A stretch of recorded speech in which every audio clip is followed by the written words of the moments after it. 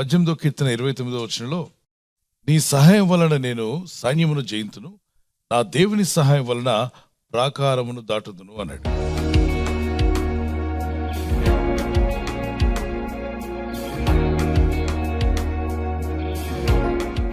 దేవుని సహాయం వలన అంటే అతను దాటగలుగుతున్నాడంట. ఏంటి?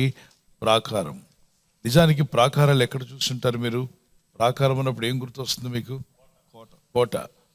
ఈ రాజులు కట్టుకున్న కోటలు, కోట గోడలు అవి చాలా పెద్దగా ఉంటాయి.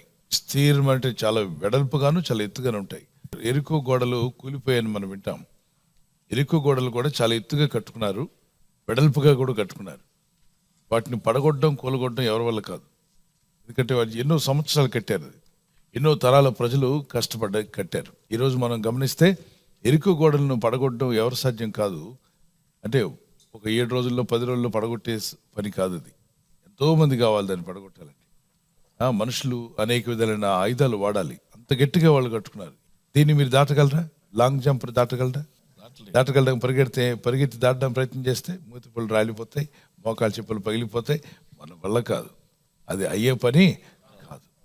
ఉదాహరణకి అలాంటి ఒక పెద్ద కోట కూడా మీరు మేలు పొందకుండా, మీరు వర్ధిల్లకుండా, మీరు ముందుకు వెళ్లకుండా, అది మీ ఆత్మీయత కావచ్చు, మీ భక్తి జీవితం కావచ్చు, విశ్వాస యాత్రలో మీ ఆత్మీయ జీవితం ముందుకు వెళ్లకుండా ఇటువంటి కోట కూడా కట్టబడింది అనుకోండి, మీరు ఏం చేయాలి? ఏం చేయగలరు? ఏం చేసినా మీరు దాన్ని దాటలేరు. మీకు ఒకవేళ అవతల వైపున ఉద్యోగానికి అవకాశం ఉండదు.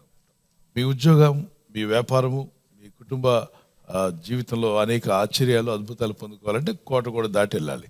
ఆ ప్రాకారం మీకు అడ్డుగా ఉంది. ఇప్పుడు మీరు దాన్ని దాటాలంటే ఏం చేయాలి? దేవుని ప్రజలారా, ఏం చేసినా దాన్ని నువ్వు దాటలేవు. ఖచ్చితంగా దేవుడు కలుగు చేసుకోవాలి. God's intervention must come.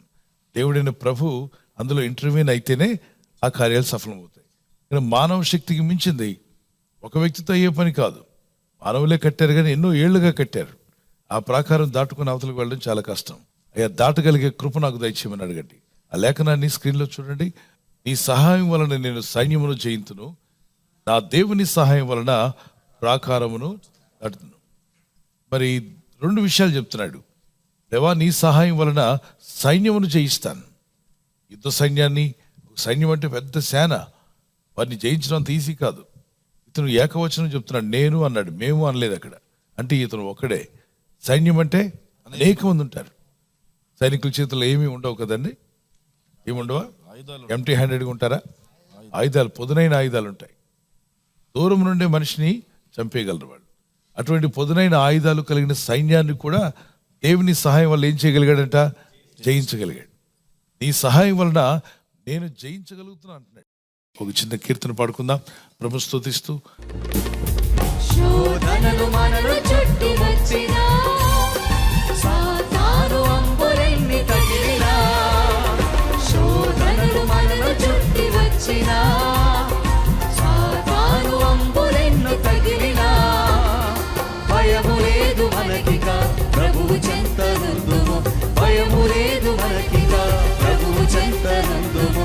యేసుతోటి విగాను వెడలను, యేసుతోటి విగాను పోదమా, అడ్డుగా వచ్చు వైరి గెల్వను, యుద్ధనాదముతో పోదమా, యేసుతోటి విగాను పోదమా, అడ్డుగా వచ్చు వైరి గెల్వను, యుద్ధనాదముతో పోదమా. దేవా, సైన్యమును నేను జయించాను. ఈరోజు మనకు విరోధంగా ఉన్న సైన్యం ఏంటి? ఆకాశ మండలంలో దురాత్మల సమూహం మనుషులకు విరోధంగా పోరాడుతున్నాయి. ఎఫెసీ పత్రిక 6వ అధ్యాయం 12-13 వచనాల్లో అవి కంటికి కనబడవు, కానీ నీ జీవితానికి వ్యతిరేకంగా పోరాడుతున్నాయి. మీ అభివృద్ధికి విరోధంగా పోరాడుతున్నాయి, మీ ఆత్మీయతకు విరోధంగా పోరాడుతున్నాయి, మీ విశ్వాస యాత్రలో అడ్డగించేటువంటివి పెద్ద సైన్యం. అది వాటితో పోరాడడం చాలా కష్టం. అయితే మనం పోరాడాలి. ఎలా పోరాడాలంటే ప్రార్థనలో, దేవుని దగ్గర మొరపెడుతూ ప్రార్థిస్తున్నప్పుడు దేవుని శక్తిని పొందుకొని వాటిని గద్దిస్తుంటే వెళ్ళిపోతాయి. నీ ఇంటి మీద నుండి వెళ్ళిపోతాయి. నీకున్న అడ్డుగా నిలబడినవన్నింటినీ ప్రభు తొలగించగలడు. యాకోబు పత్రిక 4:7 వచనంలో అపవాదిని ఎదురించుడి, అప్పుడు వాడు మీ యొద్ద నుండి పారిపోన్నాడు. సో ప్రతిదినము మనం గద్దించి వాటిని మీ మీదకి రాకుండా, మీ పనులకు అడ్డు రాకుండా గద్దించగలిగే అధికారం దేవుడు ఇచ్చాడు. జేమ్స్ చాప్టర్ 4:7 ఎవ్రీ డే మీ లైఫ్లో ఈ పోరాటం ఉంటుంది. అందుకే అన్నాడు వాటిని గద్దించండి. ఒక్కరోజే ఉంటాయని చెప్పలేదు. జీవితకాలం అంతా ఈ ఆత్మీయ యాత్రలో అవి మన ఎద్దుకు ఆటంకపరచడానికి వస్తూనే ఉంటాయి. మనం అనుదిన ప్రార్థన ద్వారా వాటిని ఏం చేయాలి? జయిస్తూనే ఉండాలి. అయితే ఈరోజు మీ జీవితాల్లో వాక్యం వింటున్న వారిలో కొన్ని ప్రాకారాలు మీకు అడ్డుగా ఉన్నాయి. అవి మీ ఆత్మీయతకు అడ్డుగా ఉన్నాయి, మీ ఆర్థిక విషయాలకు అడ్డుగా ఉన్నాయి. మీరు దాటి వెళ్దామంటే వీలు పడట్లా. కొంతమంది ప్రాకారము రోగము, బలహీనత, మరికొంతమంది ప్రాకారాలు ఫైనాన్షియల్ ప్రాబ్లమ్స్, మరికొంతమంది ప్రాకారాలు శత్రువుల యొక్క రకరకాలైనటువంటి చేష్టలు, శత్రువులు ఇబ్బంది పెట్టే విషయాలు, అనేక విధాలుగా ఒక్కొక్క జీవితంలో ఒక్కొక్క విధమైనటువంటి ప్రాకారం అడ్డుగా ఉంది. ఈ ప్రాకారాలను దాటించడానికి దేవుడు సమర్థుడని నమ్మిన వారు దేవునికి స్తోత్రం చెప్పగలరా? మీరు ప్రార్థనలో పోరాడుతూ దేవుని దగ్గర మొరపెడుతున్నప్పుడు వేకువజామున ఆ యొక్క కాన్ఫిడెన్స్ నీకు రావాలి. తప్పక నాకు ఎదురైన ఈ సైన్యాన్ని నేను జయించబోతున్నాను, ఈ వ్యాధిని, ఈ రోగమును నేను యేసు నామములో జయిస్తాను. అది నువ్వు పలకాల్సింది. ప్రార్థన చేస్తూ నోటితో పలికేది కూడా ఉండాలి. ప్రార్థన చేసిన తర్వాత డౌట్ పలకొద్దు, సందేహాన్ని పలకొద్దు. ప్రభువా, ప్రాకారములు దాటే శక్తిని నాకు దయచేయండి. ఎప్పుడైనా గతంలో దేవుడు సాయం చేశాడా? ఎరుకో గోడలు దాటడానికి ఇజ్రాయేల్ జోషువ సైన్యానికి దేవుడు సాయం చేశాడు. ఎరుకో గోడలు మనిషి సహాయం లేకుండా, ఎవరి చేతి సహాయం లేకుండా, ఒక ఆయుధంతో దాన్ని తట్టకుండా ముట్టకుండా ఎరుకో గోడలు, బలమైన గోడలు పలపలాని మొత్తం కుప్పగూలిపోయాయి. గోడలు కుప్పగూలిపోయాయి. వీళ్ళు దేవుని స్తుతిస్తున్నారంతే. 7వ దినమున 7 మార్లు చేస్తూ దేవుని స్తుతిస్తూ ఉండగా మనిషి సహాయం లేకుండా, ఒక ఆయుధంతో దాన్ని ముట్టకుండా వీరు గోడను ముట్టారా? ముట్టలేదు. గోడ దగ్గరికి వెళ్ళారా?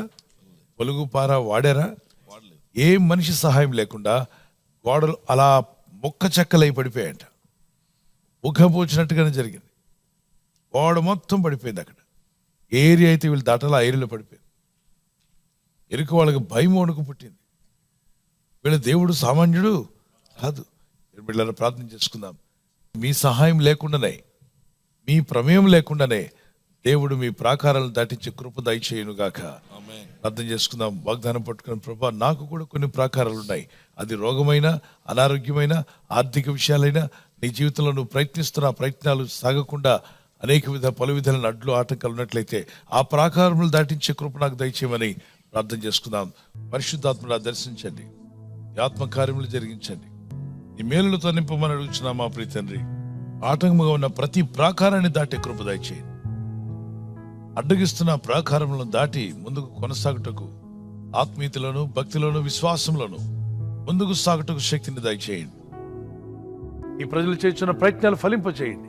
ఈ రోజు ప్రార్థించి ప్రయత్నించబోతున్న శంకుస్థాపన అయిన, గృహప్రవేశమైన, ఒక బిజినెస్ ప్రారంభిస్తున్నా, ఉద్యోగ ప్రారంభానికి వెళ్తున్నా, ఒక మంచి కార్యక్రమాన్ని ప్రారంభిస్తుండగా, నేను వారి బిడ్డల వివాహం కొరకు ప్రయత్నాలు చేస్తుండగా, వారు చేస్తున్న ప్రయత్నాలు ఫలించలాగున మీ దూతలకు ఆజ్ఞాపించండి. మీరు ఆజ్ఞాపిస్తే కార్యాలు జరుగుతానైనా. ప్రభు, ఎవరైతే అనారోగ్యం, బలహీనత అనే అంధకారంలో వారి జీవితం ఉన్నదో అటువంటి వ్యాధి రోగాలను వెళ్ళగొట్టి నీ వెలుగును ఉదయింపచేసి, నీ గాయపడిన హస్తంతో వారి క్రిటికల్ సిచ్యువేషన్ నుండి, వ్యాధి రోగముల నుండి, రోగ పడకల నుండి వారిని లేవనెత్తి స్వస్థపరిచి నీ సాక్షిగా వారిని వాడుకోరాయినా. ప్రయాణం చేసి బయటికి వెళ్తున్న వారు మళ్ళీ తిరిగి క్షేమంగా ఇళ్లకు వచ్చేందుకు సాయం దయచేయండి. మా ప్రయాణాల్లో నీ కాపుదలు ఇవ్వండి. ఎటువంటి యాక్సిడెంట్స్ కానీ, ప్రమాదాలు కానీ గురి కాకుండా నీ కాపుదలు యేసు నామములో ప్రతి ఒక్కరికి కలుగునుగాక. నీ ప్రజలకు అడ్డుగా నిలబడిన సమస్య అనే ప్రాకారాలను దాటుదుముగాక. నీ సహాయం ఎదుకొచ్చునుగాక. ఆశ్చర్యకరుడు, నాయన అద్భుతకరుడు, ఆలోచనకర్త, ఆ వ్యాధి రోగములనేటువంటి ప్రాకారాలు దాటింప చేయండి. వారికి అడ్డుగా నిలబడిన ప్రతి ప్రాకారము దాటుకుని వెళ్లే కృప వీరికి కలుగునుగాక. మహోన్నతుడా, నీకే స్తుతి, ఘనత, మహిమ చెల్లిస్తున్నా మా ప్రియ తండ్రి. ఆమేన్. నేడు బర్త్డే, పుట్టినరోజు జరుపుకునే వారికి happy birthday to you, many more returns of the day, God bless you.